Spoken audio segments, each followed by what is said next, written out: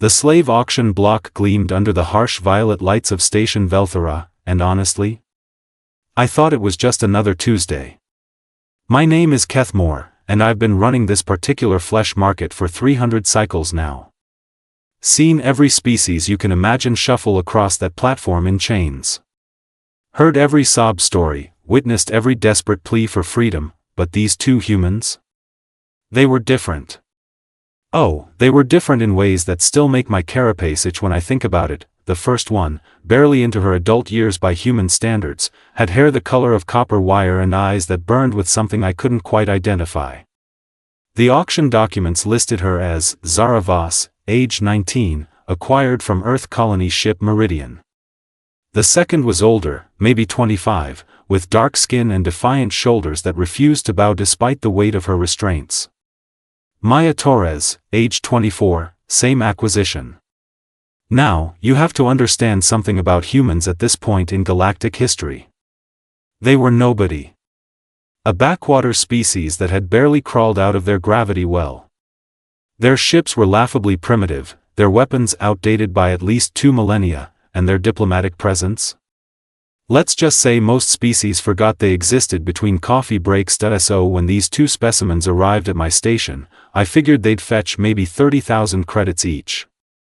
Standard rate for exotic pets from underdeveloped worlds. The buyers love that primitive charm, you know? Makes them feel sophisticated, but standing there on the platform, watching Zara and Maya look out at the crowd of potential buyers, I started to notice things. Little things. The way Zara's fingers kept moving in what looked like random patterns against her chains. The way Maya's lips barely moved, but her throat muscles suggested she was speaking. Very, very quietly. Lot 478. I announced, my voice amplified across the auction floor. 2 prime specimens from the human homeworld. Perfect for domestic service, entertainment, or labor applications.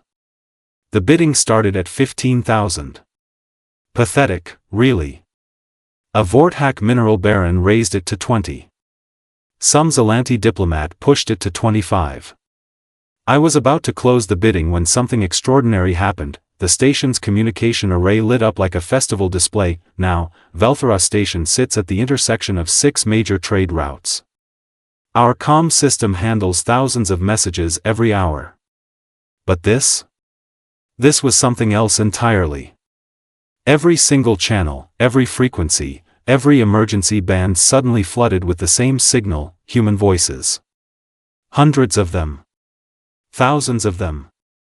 This is Admiral Rebecca Stone of the Terran Defense Force. You have 2 of our people. The entire auction floor went silent. Even the atmospheric processors seemed to pause. I looked around at my buyers, all of whom were staring at their personal comm devices with expressions ranging from confusion to outright terror. I'm sorry, I said, my voice carrying that special tone of condescension I'd perfected over the centuries. But there seems to be some kind of technical malfunction. Let's continue with the bidding. That's when the lights went out, not just the auction floor lights. Every single photon emitter on the station died simultaneously. The only illumination came from the emergency strips, casting everything in a sickly red glow that made the whole place look like the inside of a dying star. Technical malfunction? Maya Torres spoke for the first time, her voice carrying across the suddenly quiet space. That's hilarious. Really? You think this is technical? The buyers started murmuring among themselves. Nervous chittering from the insectoid species, low growls from the predator races, high-pitched whistles from the energy beings. You know that sound a crowd makes when they're trying to convince themselves everything is fine? That's exactly what I was hearing. Security to auction floor 7, I called into my comm unit. Static answered me. Security, respond immediately. More static. Then, cutting through the electronic noise like a blade through silk, came another voice. Different from the first. Younger. Angrier. This is Captain Marcus Webb of the TDF Retribution. Vel-Thara Station, you are harboring stolen Terran citizens. Release them immediately, or we will consider this an act of war. War? I actually laughed. Out loud. The sound echoed off the walls of the auction chamber, and several buyers turned to look at me with what I can only describe as horrified fascination. War? I repeated, keying my comm to broadcast on all frequencies. You're threatening war? You barely have faster-than-light travel. Your largest ship couldn't crack the shields on my personal transport. The silence that followed was the kind that makes your breathing sound like thunder in your own ears. Then Zara Voss started laughing. That it wasn't hysterical laughter. It wasn't the broken sound of someone who'd snapped under pressure. It was genuine amusement, the kind that comes from watching someone walk into a trap they'd set for themselves. "Oh, this is going to be good," she said, looking directly at me with those burning eyes. "You really have no idea who you're dealing with, do you?" "I'm dealing with primitives," I replied, though something in my chest cavity was starting to feel uncomfortably tight. "Your species is barely past the Stone Age by galactic standards." "Stone Age?" Maya shook her head, actually smiling now. "That's precious. Tell me, Kethmore, what do you know about human history?" How did she know my name? I'd never introduced myself. The auction documents were classified. Even my own security team didn't have access to that information. "I know enough," I said, though my voice came out less confident than I'd intended. "Violent species, prone to self-destruction, limited technological advancement." "Violent, yes," Zara agreed. "Self-destructive, sometimes. But limited?" She shook her head. "We've been fighting wars for 5,000 years. Not little skirmishes over territory. Real wars. Wars that consumed entire continents. Wars that killed millions of our own people. And we got very, very good at it," Maya added. The station shuddered. It was subtle at first, just a slight vibration in the deck plating. But it was there. And it was growing stronger. "What's happening?" demanded Lord Vexthul, a Corinthian noble who'd been bidding on Maya. "Why is the station moving?" My comm unit crackled to life again. This time, the voice belonged to someone who sounded like they'd been smoking plasma for a century. "Vel-Thara Station, this is Fleet Admiral Sarah Chen, commanding the Terran Expeditionary Force. We have your station surrounded. Power down your weapons and prepare to be boarded." Surrounded? I rushed to the nearest viewport, my multiple legs carrying me faster than dignity would normally allow. What I saw outside made my primary heart stop beating. Ships. Dozens of them. Hundreds of them.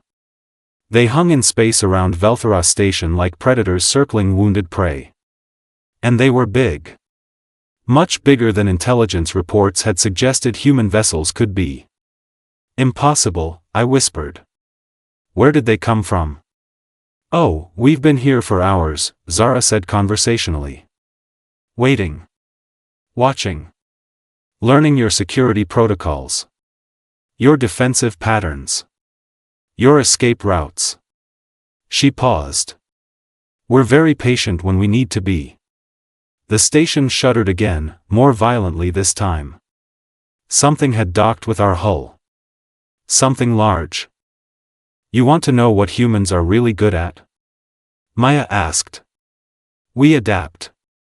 We improvise. We overcome. And when someone takes our people?" Her smile turned predatory. "We make them regret it." The auction floor's main doors exploded inward. I mean that literally. They didn't slide open, they didn't malfunction. They simply ceased to exist in a shower of superheated metal and composite fragments. Through the smoking gap stepped creatures that looked like death itself had decided to take a walk, human marines. I'd seen images in intelligence briefings, but seeing them in person was something else entirely. They moved with the fluid grace of natural predators, their weapons tracking potential targets with mechanical precision. Their armor was black as deep space, and their helmets reflected the emergency lighting like the eyes of hunting beasts. "Ladies and gentlemen," announced the lead marine, his voice amplified by external speakers, "This auction is now closed." The buyers panicked. Of course they did. These were beings who'd lived their entire lives in the comfortable assumption that civilization meant safety. That credits meant protection.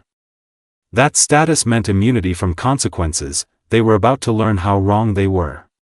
Everyone remained calm, I called out, though my own voice was shaking. This is a violation of galactic law. Vel-Thara station operates under the protection of the Galactic Trade Consortium. These humans have no authority here. The lead Marine turned to look at me. Even through his helmet's visor, I could feel the weight of his attention. "Authority?" he asked. "You want to talk about authority?" He gestured to Zara and Maya. "You kidnapped children from their families. You put them in chains. You were about to sell them like livestock. It's legal." I protested. Under Section 4 of the Salvage and Acquisition Treaty, any beings found on derelict vessels become property of the salvage crew. Derelict? Maya's voice carried a note of genuine surprise. "Is that what you called the Meridian?" "Oh no. Oh no, no, no. The Meridian was not derelict," Zara said, her voice growing colder with each word. "The Meridian was a colony ship carrying 15,000 civilians to New Terra. Men, women, children. Families. Your salvage crew," Maya continued, "attacked it without warning. Killed anyone who resisted. Took whoever they thought would sell well." The Marine's helmet turned back toward me. "Still feeling legal?" I opened my mouth to respond, but no sound came out. Because I was finally understanding what was happening. What had been happening all along. This wasn't a rescue mission, this was a reckoning. The next few minutes taught me more about human nature than 3 centuries of galactic anthropology ever could. And let me tell you, it wasn't a pleasant education. The Marine who'd been speaking to me stepped forward, his armored boots making sounds like gunshots against the deck plating.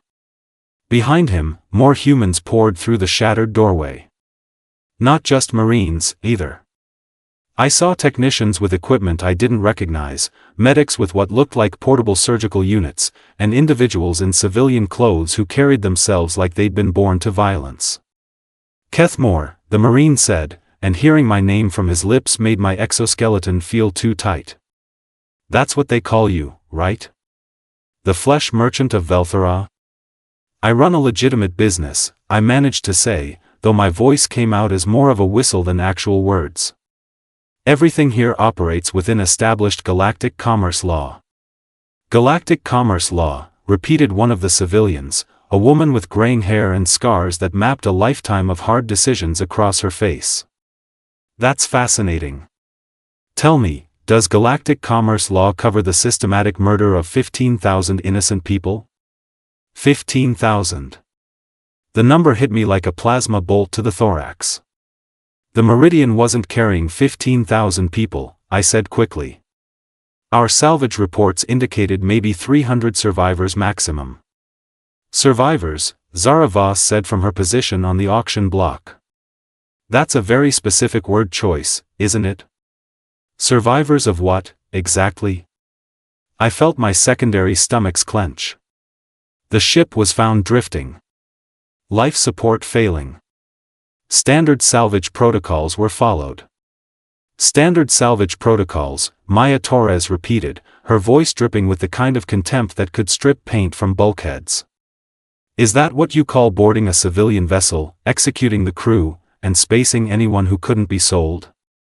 The auction floor had gone completely silent. Even the panicked buyers had stopped their attempts to reach the exits when they realized human Marines were stationed at every door. Not blocking them, exactly. Just standing there. Watching. Waiting. "I don't know what you're talking about," I said, but the words felt like ash in my mouth. The salvage crew reported finding only survivors. No active crew. No functioning systems. The scarred woman stepped forward, pulling out a device that projected a holographic display into the air above her palm. This is the last transmission from the Meridian, she said. Recorded 47 hours before your salvage crew arrived. The hologram flickered to life, showing the bridge of a human vessel. A man in a captain's uniform stood at the center of the image, his face calm despite the chaos visible around him. This is Captain David Parker of the colony ship Meridian, the recording said. We are under attack by unknown vessels. They are not responding to our attempts at communication. Repeat, we are under attack. All stations, this is an unprovoked assault on a civilian vessel. We have families aboard. Children. We are not a military target. The recording cut to static. Your salvage crew, the woman continued, didn't find survivors. They made survivors. After they finished killing everyone who might have been able to identify them. I wanted to deny it. Every instinct I had screamed at me to reject what she was saying. But the evidence was there, hanging in the air like an accusation made of light and sound. Even if that's true, I said desperately, I had nothing to do with the salvage operation. I simply process the acquisitions that are brought to me. Process, the lead Marine said. That's another interesting word. You process people like they're raw materials. It's business, I protested. Supply and demand. Market forces. The galaxy runs on commerce, not sentiment. The galaxy, Zara said, stepping down from the auction block. Wait. Stepping down, I stared at her in shock. The restraints that had held her were lying on the platform in neat pieces, as if they'd been cut with surgical precision. But when? How? The galaxy, she continued, walking toward me with the kind of confident stride that suggested she'd never been anyone's prisoner, is about to learn something new about market forces.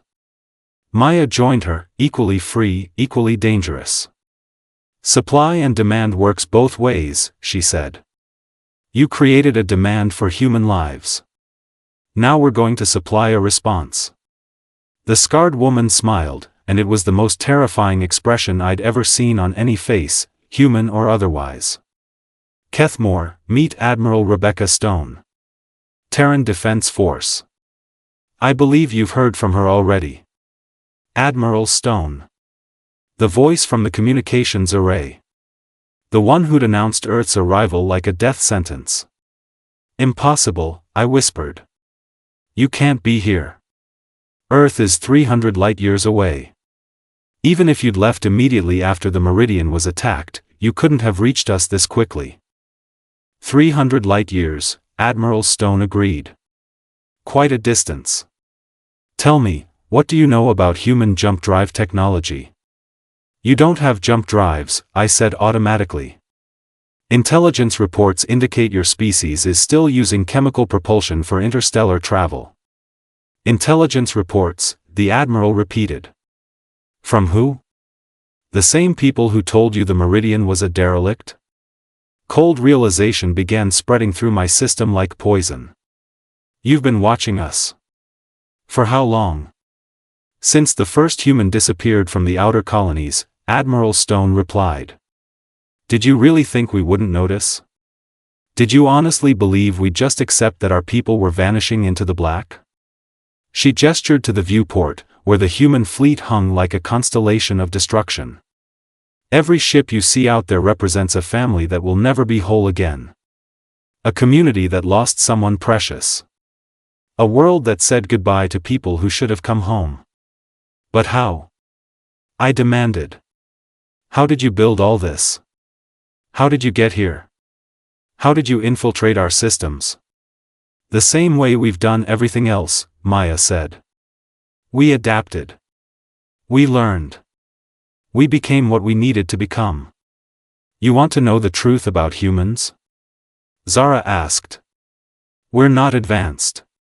We're not sophisticated. We don't have technology that can reshape matter or consciousness that spans galaxies. But we have something else. What? I asked, though I was afraid of the answer. We remember, Admiral Stone said. We remember every slight. Every injustice. Every time someone hurt our people and thought they could get away with it. The station shuddered again, more violently this time.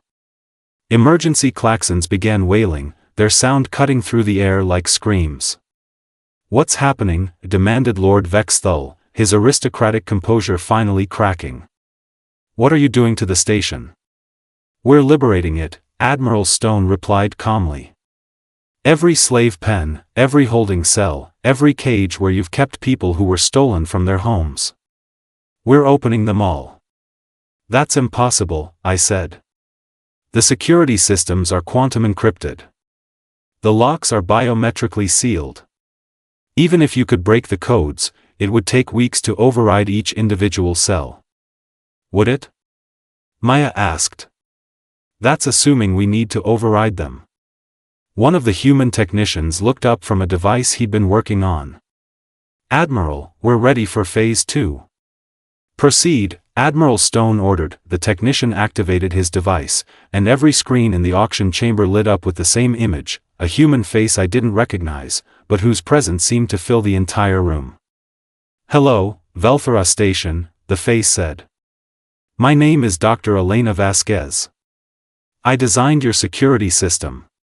My secondary heart stopped beating entirely. 7 years ago, Dr. Vasquez continued, I was part of a cultural exchange program. I worked on this station for 6 months, helping to upgrade your computational infrastructure. I was young, idealistic, convinced that cooperation between species was the key to a better galaxy. She paused, her expression hardening. Then I learned what this station was really for. What my work was being used to accomplish. The people being processed through systems I'd helped create.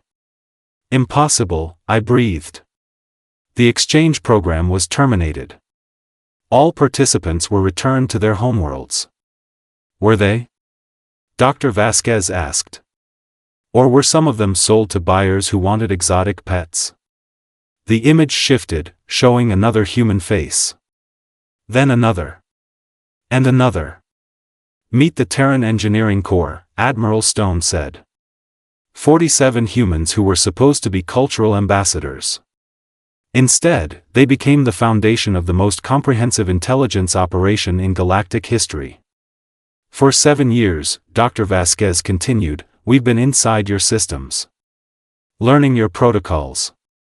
Mapping your networks. Identifying your associates. Building a complete picture of the slave trade that operates under the protection of galactic law. And now, Admiral Stone said, we're going to dismantle it. All of it. Every station, every ship, every buyer, every seller. The entire network that feeds on human suffering. You can't, I said desperately. The Galactic Trade Consortium will never allow it. The major powers will intervene. You're talking about disrupting commerce across dozens of sectors. The major powers, Admiral Stone replied, are about to discover that their commerce depends on the goodwill of a species they've been ignoring for centuries. She nodded to the Marine commander, who activated his own communication device. All stations, this is Admiral Stone. Execute Order 77. The response came immediately, voices overlapping as they reported in from across the galaxy. Rigel Station, compliance secured. Vega Processing Center, targets neutralized. Canopus Trading Hub, liberation complete. Altair Commerce Station, all slaves freed. The list went on. And on. And on.